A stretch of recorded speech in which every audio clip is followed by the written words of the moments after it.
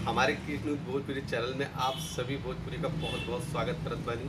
और आप सभी भोजपुरिया फैंस को जिस फिल्म का बहुत ही बेसब्री था इंतज़ार, वो अब इंतज़ार ख़त्म होता हुआ साइकिल वाली दीदी, जो आपको अभी एक वीडियो के माध्यम से बताया गया था और ट्रेलर डाला गया था, इसका फिल्म भी आ चुका है। आप लोग अभी जाइए यूट्यूब पर सर्च करिएगा साइकिल वाली दीदी, आपको हमारी superstar duper star Amrapali Dubey ji इसमें अपना एक ज़बरदस्त अभिनय पेश करते दिख जाएंगी। और इसमें अगर कलाकार की बात करें तो हमारी अमरपाली दुबे जी, संदीप तिवारी जी और आदि आदि कलाकार आपको इस फिल्म में देखने को मिल जाएंगे। एक पारिवारिक और संघर्ष से जुड़ी कहानी इसमें आपको देखने को मिलेगी।